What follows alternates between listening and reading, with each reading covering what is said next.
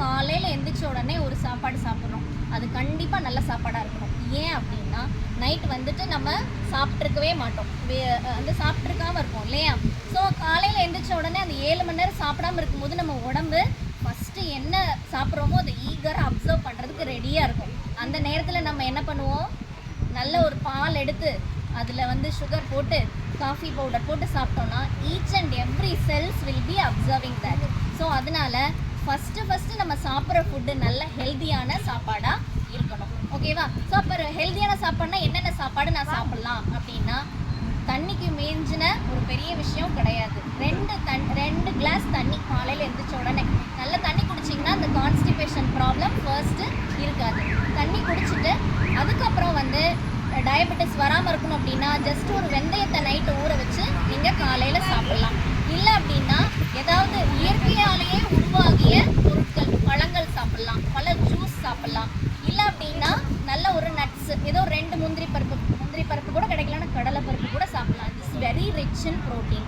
கடலை பருப்பு பச்சையாக சாப்பிட்லாம், நைட்டு ஊற வச்சு காலையில் சாப்பிட்லாம். யூஸ்வலாகவே அந்த சார் கேட்டனால அந்த டவுட்டுக்கு நான் சொல்கிறேன். யூஸ்வலாக வந்து பாதாம் பருப்பெல்லாம் வந்து நைட்டு ஊற வச்சு தான் சாப்பிட்ணும். எதுக்காக அப்படின்னா, ஸோ இப்போ எல்லா உயிரினங்களுக்கும் வந்து நம்மளை பாதுகாத்துக்குன்ற ஒரு எண்ணம் இருக்கும். ஸோ அந்த சீட்ஸுக்குமே அப்படி தான் இருக்கும். அதில் வந்து ஊற வைக்காமல் சாப்பிட்டோம்னா அதுக்கு ஒரு வெளியே அந்த கோட்டில் வந்து ஒரு கெமிக்கல் சப்ஸ்டன்ஸ் இருக்கும். அது தேவையில்லாத நமக்கு பேர்டன் பண்ண ஆரம்பிக்கும். அதை நம்ம ஊற வச்சோன்னா நம்ம வளர போகிறோம் அப்படின்னு நினச்சிட்டு அந்த கெமிக்கல் சப்ஸ்டன்ஸை வெளியே தள்ளிடும். அந்த கோட்டை எடுத்துகிட்டு சாப்பிடும்போது நமக்கு முழு சத்து மட்டும்தான் கிடைக்குது. இல்லை அப்படியே சாப்பிடும்போது பாதாம் பருப்பை அயன் அப்சர்ப்ஷனை தடுக்கக்கூடிய இது இருக்குது. அதனால அயன் ஒழுங்காக அப்சர்வ் ஆகாது. ஸோ இந்த மாதிரி நம்ம சாப்பிடும்போது காலையில் எப்பயுமே நல்ல உணவுகள், காஃபி டீயை தவிர்த்துட்டு, காஃபி டீ குடிக்கிறவங்க ஹேபிட்ஸ் ஒரு 11 o'clock போல் சாப்பிட்டுக்கலாம்.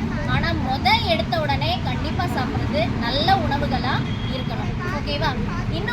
ஒரு டிப், 2வது டிப் என்ன சொல்கிறேன்னா, நம்ம எப்பயுமே என்ன பண்ணுவோம், 3 நேரம் அரிசியை கார்போஹைட்ரேட் ஜாஸ்தி இருக்குது, ஒரு வந்து தோசையாகவே சாப்பிட்டுட்டு இருக்கோம். மத்தியானம் அதை அரிசியாகவே சாப்பிடுவோம், நைட் அதை இட்லியாக சாப்பிடுவோம். ஒரே கைண்ட் ஆஃப் ஃபுட்டை 3 டைமும் டிஃப்ரெண்ட் ஃபார்ம்ஸில் நம்ம சாப்பிடும்போது கார்போஹைட்ரேட் மட்டும்தான் நமக்கு ஜாஸ்தி இருக்குது. வேறு ப்ரோட்டீன், நம்ம பாடி நல்லா இருக்கிறதுக்கு ப்ரோட்டீன் தேவை, கால்சியம் சத்து தேவை, மினரல்ஸ் தேவை. ஆனால் நம்ம அதெல்லாம் விட்டுட்டு கார்போஹைட்ரேட் மட்டும் சாப்பிட்டுட்டு இருக்கனால நமக்கு நிறைய சுகர் ப்ராப்ளம் ஈஸியாக வந்துடும். நம்ம அதனால் என்ன பண்ணணும் அப்படின்னா, ஈஸியாக நான் சொல்கிறேன், மார்னிங் வந்து காலையில் ராகியில் சாப்பிட்டீங்கன்னா ராகியில் சாப்பிடணும், மத்தியானம் ஏதாவது சிறுதானியங்கள் சேர்த்துக்கணும், நைட்டு கோதுமையில் சாப்பிடணும். இந்த 3 ஈட் வெரைட்டிஸ் ஆஃப் ஃபுட்டு. இந்த மாதிரி சாப்பிடும்போது நீங்கள் கண்டிப்பாக உங்களை சுகர்லேருந்து நீங்கள் தவிர்த்துக்கலாம். அதே போல் சுகர் வர மேஜர் காரணம் என்ன அப்படின்னா, குக்கர் வந்ததுக்கப்புறம் தான் நிறைய சுகர் வந்திருக்கும். முன்னாடிலாம் நீங்கள்லாம் என்ன பண்ணுவீங்க, வடிச்சிருவீங்க இல்லைங்களா? அழகாக வடித்த சாதத்தை இந்த 90% குளுக்கோஸ் வெளியே போயிடும். உங்களுக்கு 10% சாப்பிடுவீங்க, அதுவும் நீங்கள் வயலில் இறங்கி நல்லா வேலை பார்ப்பீங்க. ஆனால் வந்து இப்போ நாங்கள்லாம் என்ன பண்ணுறது, ப்ரெஷர் குக்கர் வச்சு 100% குளுக்கோஸையும் சாப்பிட்டுட்டு உட்காந்த இடத்துல செய்கிற மாதிரி வேலைகள் தான் இருக்குது. அதனால அந்த குளுக்கோஸ் எல்லாம் உடம்புலே தங்கி சுகராக மாறுறதுக்கு நிறைய சான்சஸ் ஆகுது. அதனால் எப்பயுமே வடித்த தண்ணியை சின்ன பிள்ளைங்களுக்கு ஒன்று மாடு கொடுத்துவாங்க, இல்லை சின்ன வளர்கிற பிள்ளைங்களுக்கு கொடுப்பாங்க, ஓடி ஆடி வளர்கிற பிள்ளைங்களுக்கு.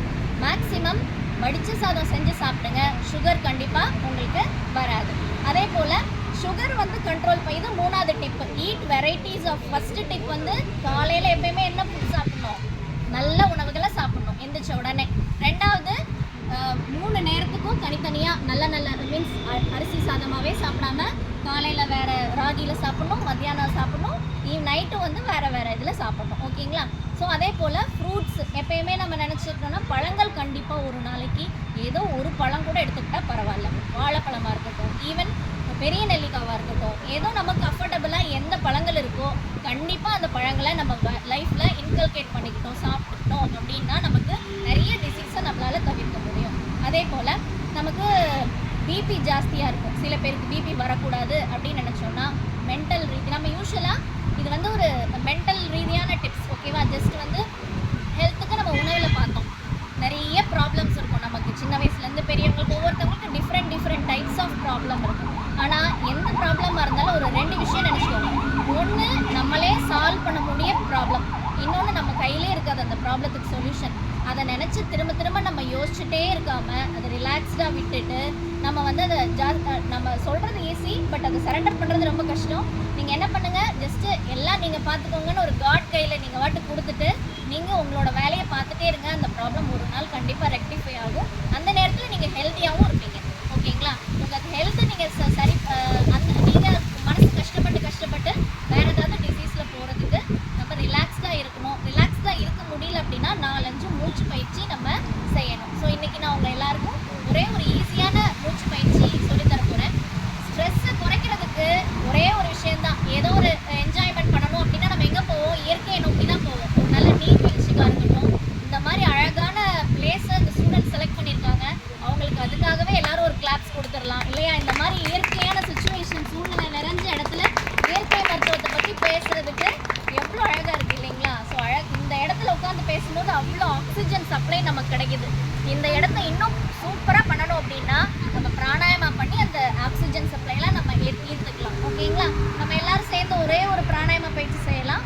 ஸோ அது பண்ணுறது மூலமாக நம்ம மனசு வந்து சாந்தமாக இருக்கும், ரொம்ப கோவப்பட மாட்டோம், நமக்கு ஸ்ட்ரெஸ் ஆகாது. ரெகுலராக ப்ராக்டிஸ் பண்ணும்போது பிபி கண்டிப்பாக வராது, ப்ரிவென்ட் பண்ணிக்கலாம். Let us all do that. செய்யலாமா எல்லாரும்? எஸ். உங்கள் கையை வந்து இப்படி வச்சுக்கோங்க. வலது கை ரைட் ஹேண்ட் வெயிட் பண்ணுவா. ரைட் ஹேண்டை வச்சு வலது நாசி ரைட் நாஸ்ட்ரில் க்ளோஸ் பண்ணிக்கோங்க. இப்போ இடது நாசி வந்து எப்பயுமே என்னதுன்னா சூரியன், சந்திரன். இடதுனாலே சந்திரனை வந்து இது இப்போ இந்த நாசி வழியே மூச்சு இழுத்து மூச்சு விட்டோம்னா நம்ம பாடி ஹீட் நல்லா தணிக்கிறதுக்கு, நம்ம மென்டல் பவர் நைட் எப்படி இருக்கும், நம்ம மைண்ட் ரொம்ப காமாக இருக்கும், நம்ம அமைதியாக தூங்குவோம் இல்லையா? ஸோ அந்த மாதிரி நம்ம உடலை சூட்டை தணிக்கும், அதே போல் நம்மளோட மைண்டை வந்து கிளாரிட்டி ஆக்கி அமைதியாகும். ஸோ இந்த 2 விஷயம்தான் இந்த லெஃப்ட் நாஸ்ட்ரில் ப்ரீதிங்கில் நம்ம பண்ண போகிறோம். ஓகேவா? மூச்சு வச்சுக்கோங்க. மூக்கு எஸ். கண்ணை மூடி நல்ல இந்த ஆக்சிஜன் நிறைஞ்ச காற்றை உள்ள இழுங்க. Inhale deeply, exhale deeply. Very good. Inhale, நல்ல மூச்சு இழுத்து நல்ல மூச்சு விடுங்க. மூச்சு இழுத்து மூச்சு விடுங்க. நல்ல மூச்சு இழுங்க, மூச்சு விடுங்க. S, relax. ஸோ இந்த மாதிரி ஒரு நாஸ்ட்ரில், இது லெஃப்ட் நாஸ்ட்ரில் ப்ரீதிங். எப்போல்லாம் உங்களுக்கு கோவம் வருதோ, ரொம்ப இரிட்டேஷனாக இருக்கோ, பிபி இருக்குதோ, இந்த லெஃப்ட் நாஸ்ட்ரில் ப்ரீதிங் ட்ரை பண்ணணும். எப்போ உங்களுக்கு படிக்கணும், நல்லா ஆக்டிவாக இருக்கணும், இன்டைஜஷன் நம்ம பாடி ஹீட் நல்லாகி இன்டைஜஷன் ப்ராப்ளம் வரக்கூடாது அப்படின்னா ரைட் நாஸ்ட்ரில் ப்ரீதிங்கை நம்ம கடைப்பிடிக்கணும். ஸோ இப்போ இந்த மோதிர விரலால் உங்களோட லெஃப்ட் நாஸ்ட்ரில் அடைச்சிக்கோங்க. ரைட் நாஸ்ட்ரில் வந்து வலது நாசி வந்து எப்பயுமே சூரியனோட குணங்களை கொண்டது. சரிங்களா? எஸ். ஸோ இப்போ மோதிர விரலால் உங்களோட இடது நாசி அடைச்சிட்டு வலது நாசி வழியாக ஆழ்ந்த சுவாசத்தை உள்ளிழுத்து வெளிவிட்டு கொள்ளவும். நல்லா மூச்சு இழுங்க. ஆழமான நிதானமான சுவாசம். மூச்சு விடுங்க. நல்லா மூச்சு இழுங்க. மூச்சு விடுங்க. மூச்சு இழுங்க. மூச்சு விடுங்க. S, very good.